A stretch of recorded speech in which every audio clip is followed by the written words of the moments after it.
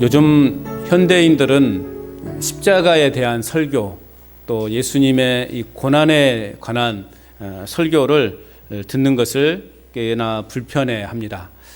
그들이 불편해하는 이유가 뭘까를 생각해 보니 내 자신이 십자가 앞에서 변화되기 싫은 것 때문에 우리는 요즘 현대인들은 십자가에 관한 설교, 또 어떤 이런 고난에 관한 설교, 그런 것들을 기피하는 그런 시대가 아닌가 하는 생각을 해보게 됩니다. 그런다고 여러분, 우리가 십자가를 피해간다고 해서 우리 인생의 궁극적인 문제가 해결이 될까요? 부담스러운 그 설교, 부담스러운 그 말씀을 내가 멀리 한다고 해서 우리 인생의 궁극적인 문제들이 해결이 되느냐 하는 것입니다. 유대인들은 십자가가 거리끼는 것이었습니다. 그리고 헬라인들에게는 십자가가 미련한 것이라 여겨졌습니다. 그러나 하나님은 바로 그 거리낌과 미련함 속에서 구원의 길을 열어주셨다라는 것입니다. 우리가 싫든 싫어하지 않든, 내가 부담이 되든 부담이 되지 않든, 우리와 상관없이 우리 하나님은 그 십자가의 그 길을 통해서 우리에게 구원의 길을 열어주셨다라는 사실입니다. 그렇기 때문에 분명한 것은 십자가가 없는 기독교는 존재할 수 없는 것입니다. 또한 십자가가 없는 설교는 복음이라고 할 수 없습니다. 무엇보다도 십자가가 없는 우리의 신앙은 껍데기와 같다라는 것을 우리는 잊지 말아야 됩니다. 그럼 여러분, 십자가를 외면하지 마시고 십자가를 붙잡으시길 바랍니다. 그 십자가를 통해서 하나님은 우리에게 구원에 이르는 길을 보여주셨습니다. 그렇다고 여러분, 십자가 그 자체가 우리를 구원하는 것은 아닙니다. 자칫하면 십자가가 우리의 우상이 될 수도 있어요. 마치 어느 영화에서처럼 귀신이 나타나면 십자가를 짠 하면 귀신이 떠나가는 것처럼, 드라큘라가 막 떠나가는 것처럼, 십자가는 그런 의미는 아닙니다. 십자가가 우리의 우상이 될 수 없어요. 십자가 그 자체가 우리를 구원하는 것은 아니에요. 그러나 예수님은, 하나님은 그 십자가를 통해서, 그 십자가의 고난을 통해서 우리에게 구원의 길을 열어주신 거예요. 그 십자가를 지셨던 예수 그리스도가 복음이고, 그 예수 그리스도가 우리가 믿어야 될 대상인 것입니다. 십자가는 하나의 상징적 의미라는 것이죠. 그런 의미에서 우리는 그 십자가를 붙잡아야 되는 겁니다. 그 십자가를 바라봐야 되는 것입니다. 그럴 때 우리 인생의 구원의 문이 열리는 것입니다. 거기에 참 생명이 있고 능력이 있음을 여러분 믿으시기 바랍니다. 우리는 계속되고 있는 여호와의 종의 노래, 이사야 52장 13절부터 53장 끝절까지 12절까지 여호와의 종의 고난받는 여호와의 종에 대한 노래를 우리가 지금 살펴보고 있는데, 그 여호와의 종이 그러면 어떤 선택을 했는가, 우리는 오늘 본문을 통해서 함께 살펴보고자 합니다. 고난받는 그 여호와의 종이 무엇을 선택했고 어떠한 선택을 했는가? 첫째는요, 귀하게 여김을 받지 않으셨습니다. 고난받는 그 종은 귀하게 여김을 받지 않았다라는 거예요. 자, 1절 말씀 우리 같이 읽어볼까요? 1절 시작. 우리가 전하는 것을 누가 믿었느냐? 여호와의 팔이 누구에게 나타나느냐? 하나님의 구원의 능력에 대하여 어느 누구도 믿지 않았다라는 거예요. 우리가 전하는 것을 누가 믿었느냐?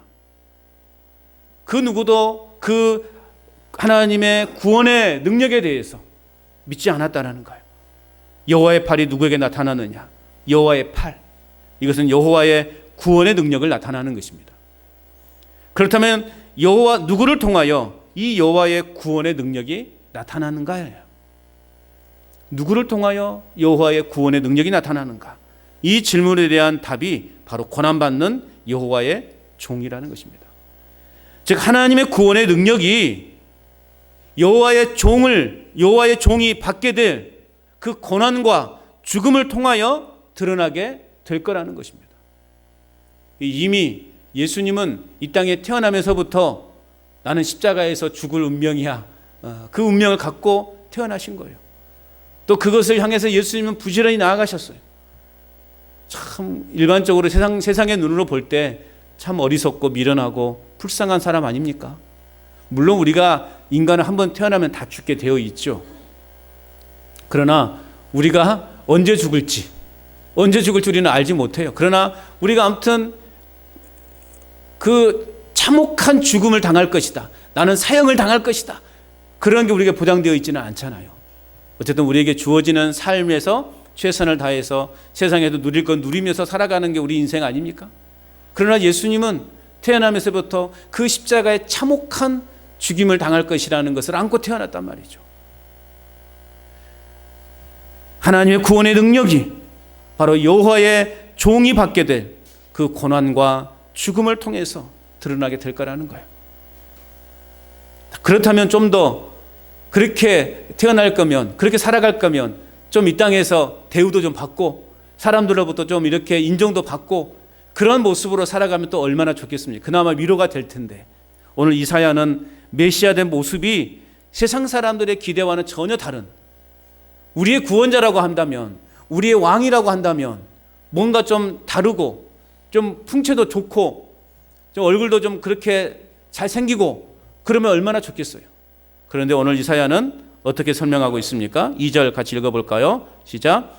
그는 주 앞에서 자라나기를 연한 순 같고 마른 땅에서 나온 뿌리 같아서 고운 모양도 없고 풍채도 없은 즉 우리가 보기에 흠모할 만한 아름다운 것이 없도다. 연한 순 같다, 그렇게 표현하고 있습니다.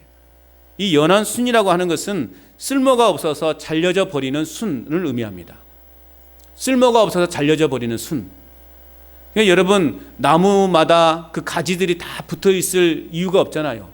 필요 없는 가지들은 다 과감하게 잘라내 버려야 되는 거 아니겠어요?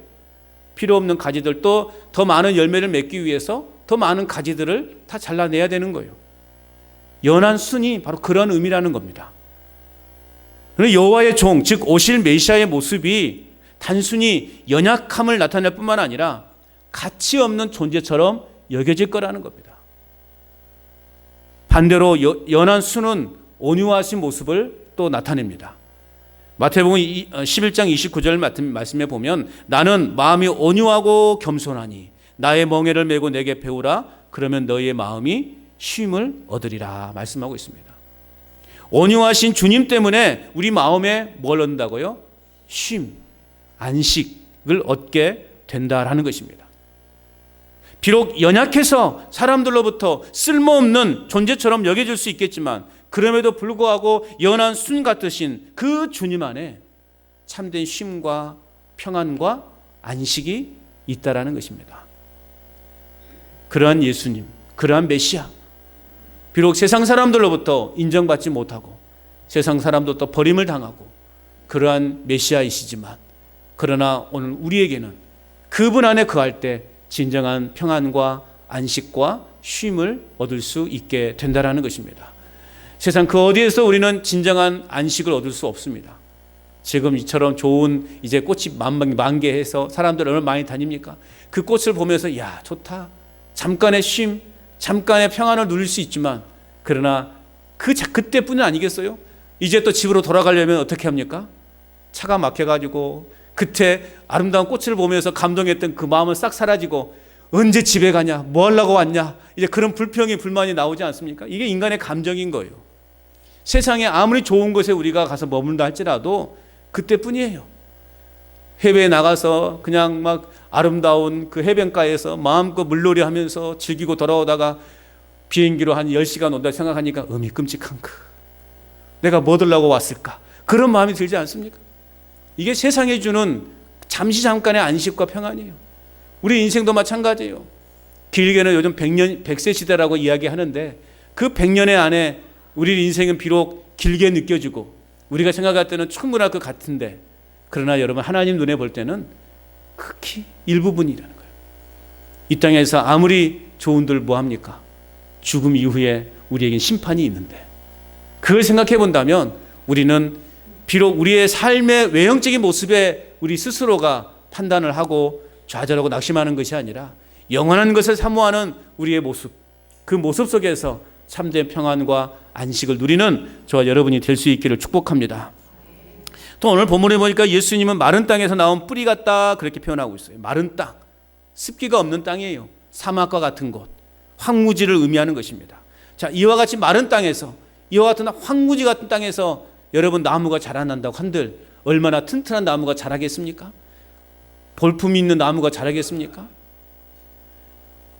한마디로 말하면 별 볼 일 없는 모습이라는 것입니다. 실제로 예수님은요, 갈릴리 나사렛 출신입니다. 한마디로 말하면 별 볼 일 없는 지역에서 태어났다는 말이에요. 그래서 빌립의 초대를 받은 나다나엘이 뭐라고 말했습니까? 나사렛에서 무슨 선한 것이 나겠느냐? 그렇게 시큰둥한 반응을 보이지 않았습니까? 그런 곳에서 이스라엘을 이끌 지도자가 나온다라는 것은 나다나엘의 판단으로는 상상하기 어려웠다라는 거예요. 그러나 그 뿌리의 근원은 마른 땅에 있지 않았고 하늘에 있었다라는 것이 중요합니다. 예수님은 비록 사람들로부터 무시를 당하긴 하셨지만 예수님이 사시는 동안에 당신의 인생의 뿌리를 이 땅에 두는 것이 아니라 저 하늘에 두고 예수님은 이 땅에 사셨다라는 것입니다. 오직 하늘 아버지만을 의지하고 살았고 하늘 아버지께로부터 주신 것으로만 예수님이 사셨다라는 거예요. 물론 예수님이 이 땅에 뿌리를 내리고 살으셨다면 얼마든지 사람들로부터 인정과 존경함을 받을 수 있었을 거예요. 그러나 예수님은 그 길을 선택하지 않으셨어요. 이 땅에 소망을 두고 살아가신 것이 아니라 하나님 아버지께 소망을 두는 인생을 살았어요. 그러다 보니 이 땅에서 사는 것은 중요한 게 아니었어요. 이 땅에서는 그냥 가난하게 살고 그냥 죄인들과 병자들의 그 친구들로 살아가는 것이 예수님에게는 문제가 되지 않았어요. 심지어는 십자가에서 못 박혀 죽으신 것 또한 예수님에게는 문제가 되지 않았어요. 왜요? 예수님은 하늘의 소망을 두고 사셨기 때문에. 여러분, 우리가 하늘의 소망을 두고 살아가면요, 이 땅의 것은요, 어떻게 살든 상관없습니다. 내가 조금 가난하게 살아도, 내가 좀 몸이 불편하게 살아도, 여러분, 그게 중요한 게 아니에요. 왜요? 우리의 소망은 하늘에 있기 때문에. 할렐루야. 여러분, 현실을 보면서 낙심하지 말라고요. 나는 언제나 왜 이 모양이냐? 나는 왜 이렇게 되는 게 없냐? 나는 왜 이렇게 남들처럼 이렇게 건강하지 못할까? 왜 이렇게 나는 두 발로 썽썽하게 걸어가지 못할까? 아이고, 내 같은 인생 빨리 죽어버리면 좋겠다. 그런 생각하지 말라는 거예요. 그런 소리 한 번만 해봐요. 하지 말라는 거예요. 이 땅의 삶이 중요한 게 아니라니까요. 우리가 바라보는 것은 하늘에 있는 것입니다. 예수님도 그렇게 사셨어요. 이 땅에 충분히 인기를 누릴 수 있었고 사람들이 원하는 진정한 그 안 보이네, 제 손에는. 그 왕의 어떤 그 신분을 가지고 얼마든지 세상을 통치하면서 사실 수 있었단 말이에요. 그러나 예수님은 이 땅에 소망을 두고 사신 것이 아니라 저 하늘에 소망을 두고 사셨기 때문에 이 땅에서는 사는 것이 중요하게 여기지 않으셨다라는 거예요. 오늘 우리도 마찬가지입니다. 이 세상에서 별 볼 일 없는 인생을 살아가고 있는 것처럼 세상 사람들의 눈에 비춰준다고 해도 낙심하거나 부끄러워할 필요가 없다라는 거예요. 왜요? 우리에게는 이 땅의 것과는 비교할 수 없는 하늘 아버지의 영광스러운 면류관이 준비되어져 있기 때문에 그렇습니다. 그러므로 여러분, 당당하게 살아가시기 바랍니다. 당당하시게 살아가시기 바랍니다. 째째하게 살아갈 필요가 없어요. 내가 예수 믿는 사람인데, 나에게 하늘에 그 면류관이 있는데 내가 너보다 조금 못 먹고 못 살면 어떠냐? 내가 너보다 조금 좋은 차 끌고 다니지 못하면 어떠냐? 나는 하늘의 영광이 있고 하늘의 면류관이 있는데 너 그것과 비교할 수 없다. 우리는 그렇게 이야기하며 그렇게 믿음으로 살아가야 하는 것입니다. 그리고 오늘 본문에 보니까 고난받는 종의 외형적인 모습에 대해서 계속해서 말하고 있죠. 고운 모양도 없고 풍채도 없기 때문에 누가 봐도 흠모할 만한 아름다운 것이 없다 말씀하고 있어요. 예수님이요, 그런 모습이었어요. 우리가 보통 영화에서 보면, 영화들이 배려나 버려서 영화에서 보면 아주 잘생긴 사람이 머리 길게 해가지고 흰 도포 입고 이렇게 쫙 있는 모습, 얼마나 예수님 멋있게 해요. 그죠? 그런데요, 실제적으로 이 성경적으로 예수님을 이렇게 초상화를 그린 그림을 보니까요, 진짜 볼품없어요. 여러분, 자신감을 가지십시오. 제가 보니까 여러분보다 훨씬 못생겼어요, 예수님은. 이 중동 사람이에요, 중동 사람. 머리도 막 뻐글뻐글하고, 얼굴도 막 시커멓고, 그래요. 그런 분이 예수님인 거예요. 영화에서 그냥 서양 사람 데려다 놓고 모델로 해놓고 아주 멋지게 멋있게 그려놔서 우리가 예수님이 그런 분으로 늘 알고 있는데, 죄송한 말씀이지만 형편없어요. 보잘것없는 분이란 말이에요. 그러나 메시아는 외형적으로는 볼품없는 그런 모습이었지만 사람들이 좋아할 만한 외적인 모습을 전혀 갖고 있지 않다고 오늘 성경에서는 밝히고 있지만, 그러나 어떤 환영도 받을 수 없는 모습으로 메시아가 이 땅에 오실 것이라고 성경은 예언하고 있지만, 중요한 것은 외적인 모습이 아니라 내면이라는 것입니다. 예수님은 모든 것을 참으시고 용납하시고 또 온유하심으로 우리 대신 십자가를 지심으로 귀하게 여김을 받으셨다라는 거예요. 겉으로 보여지는 것은 또 세상 사람들은 하찮게 여겨지고 하찮은 존재로 그렇게 여겼었지만, 그러나 우리 예수님은 온유하심으로 또 모든 것을 참고 인내하시고 용납하심으로 그 십자가를 지심으로 귀하게 여김을 받으셨다는 것입니다. 오늘 우리 모두도 마찬가지예요. 겉으로는 별별 일 없는 것처럼 보여질지라도 우리의 소망을 하늘에 두고 살아가게 될 때 우리는 귀하게 여김을 받는다는 겁니다. 우리는 하나님 아버지께로부터 귀하게 여김을 받는 존재들이에요. 세상 사람들은 나에 대해서 참 미련한 사람이라고 말하고 답답한 사람이라고 말할지라도 하나님은 우리 한 사람 한 사람을 귀하게 여기고 계시다는 사실입니다. 그런 믿음으로 살아가시기를 바랍니다. 또한 여호와의 종은 어떤 선택을 하셨을까? 둘째는요, 십자가의 고난을 피하지 않으셨습니다. 십자가 고난을 피하지 않으셨어요. 3절 같이 읽어봅니다. 시작. 그는 멸시를 받아 사람들에게 버림을 받았으며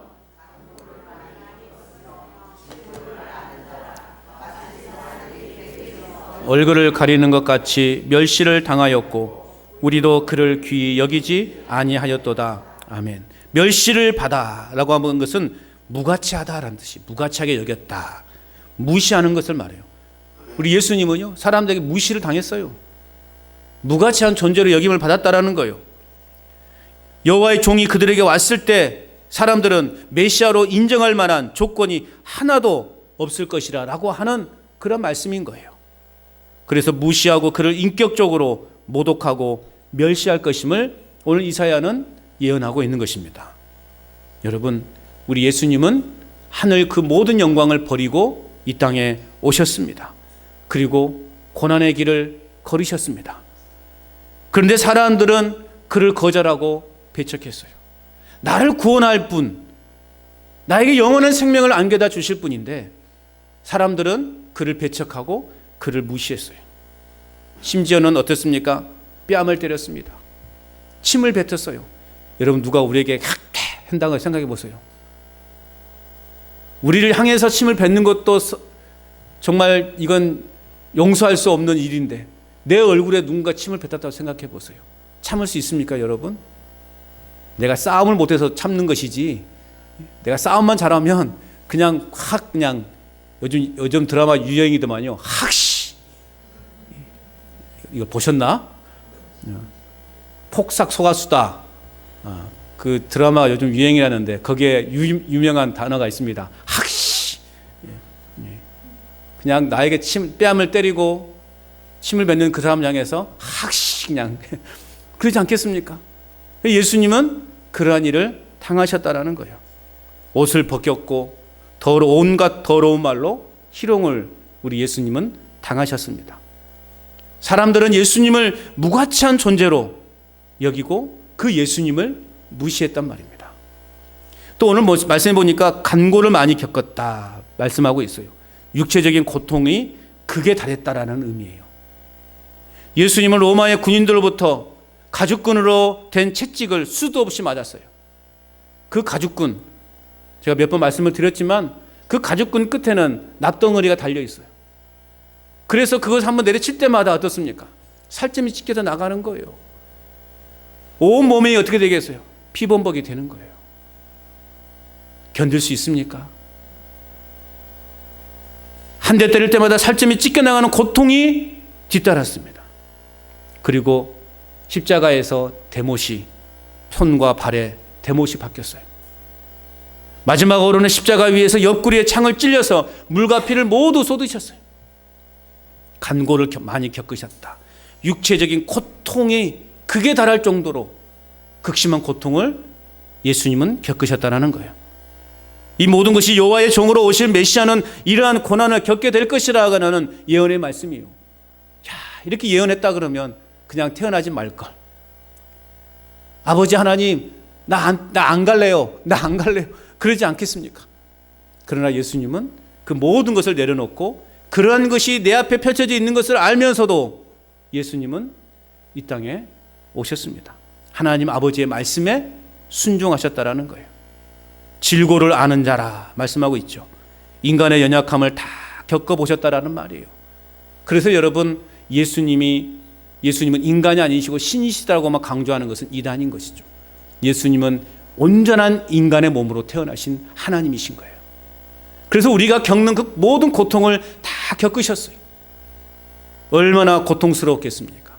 그래서 하나님 아버지께 탄식도 하지 않았습니까?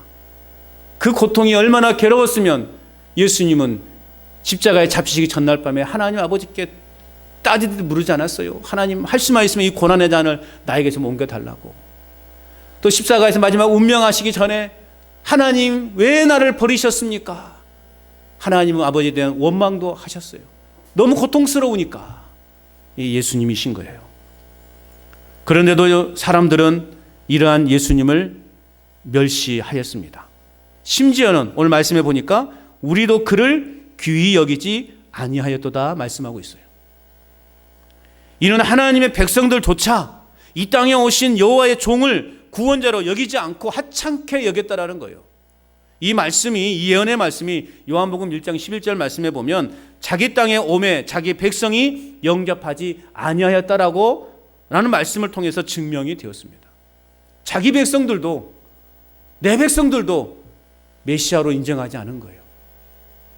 사실 이방인들에게 메시아가 무시를 당하는 것보다 더 고통스러운 건 뭘까요? 내 편인 줄 알았던 사람이 나를 배신했을 때 그게 더 큰 상처와 아픔으로 다가오지 않습니까? 하나님의 백성에게 메시아가 환영을 받지 못하고 배척당한 것이 예수님에게는 더 큰 고통이었다는 거죠.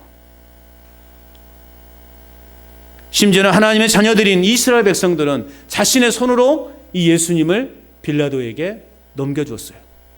급기야는 자신들을 위해 오신 메시아를 죽음에 이르게 했어요. 언제는 다윗의 자손, 호산나 다윗의 자손이 하면서 그렇게 열렬히 환영했던 그들이 이제는 어떤 소리로 변화됩니까? 십자가에 못 박으라, 십자가에 못 박으라고. 이게 인간이에요. 자신의 욕망을 채워지지 않을 때 인간의 본성이 나타나게 되는 거예요. 예수님이 어린 아기를 타고 예루살렘에 입성했을 때는 그들이 그렇게 환영하고 예수님을 맞이했던 것은 뭐예요? 이제 우리 민족의 진정한 해방자로, 진정한 왕으로 이 예수라는 사람이 오는 것이구나. 그런 마음으로 맞아들였어요. 그래서 뭔가 이제 그가 가진 능력으로 로마의 압제에서 우리를 벗어나게 해서 이제는 정말 해방된 그 기쁨 속에서 살아갈 수 있겠구나라고 하는 그 기대감 속에서 예루살렘으로 들어오시는 예수님을 열렬히 환영했단 말이죠. 그런데 그 기대와 달리 너무 맥없이 잡혀가고 두들겨 맞고 그런 모습을 볼 때 저 사람이 아닌가비요. 그러면서 인간의 본성이 나오는 거예요. 십자가에 못 박으라고. 언제는 그렇게 환영해놓고는 이제는 자신들의 욕망이 채워지지 않으니 십자가에 못 박으라고 그렇게 소리치는 군중들. 그 군중들 속에 내가 있지 않은가? 나도 지금 그 군중들 속에 포함되어서 나도 지금 예수님 십자가에 못 박으라고.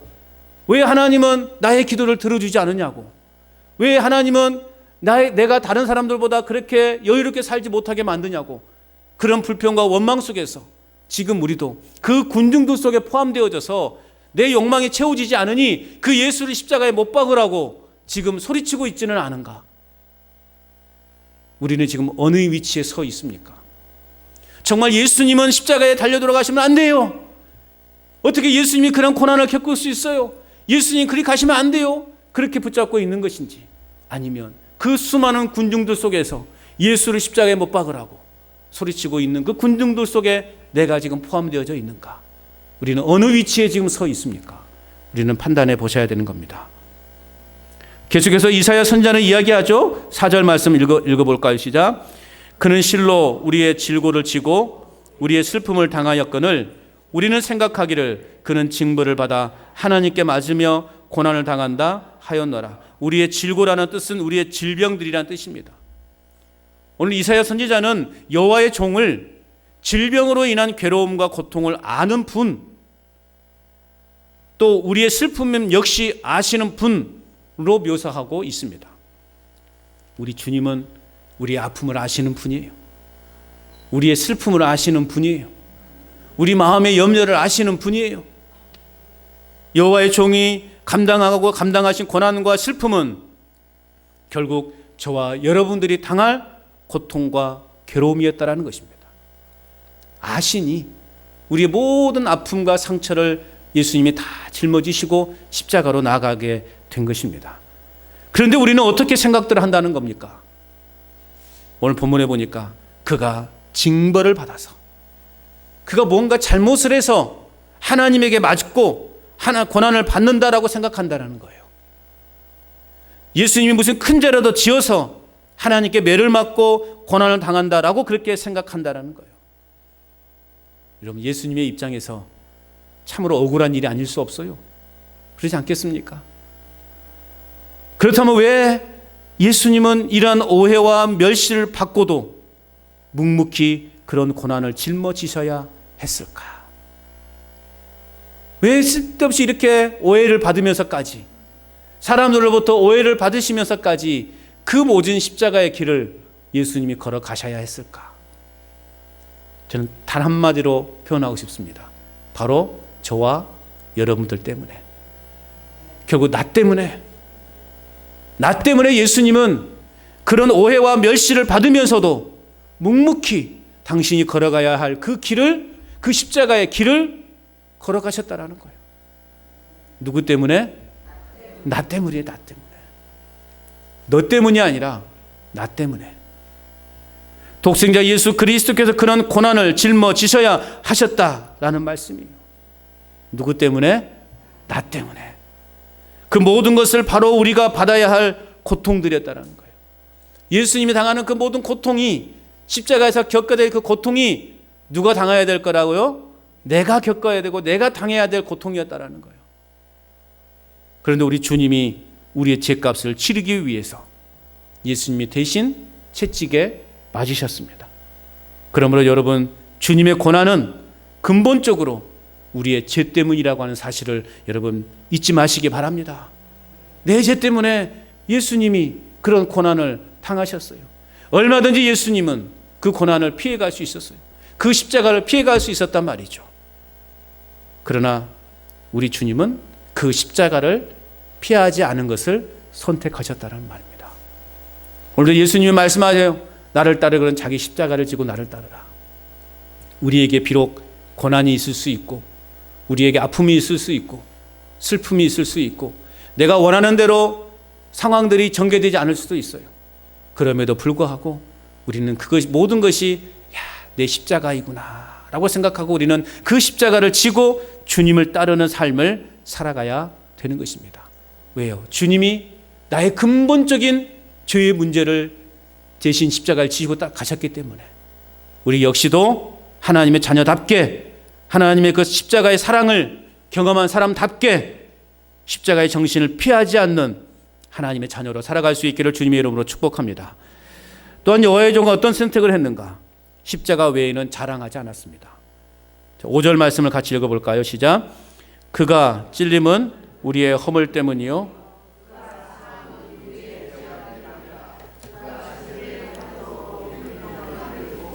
그가 채찍에 맞음으로 우리는 나음을 받았도다.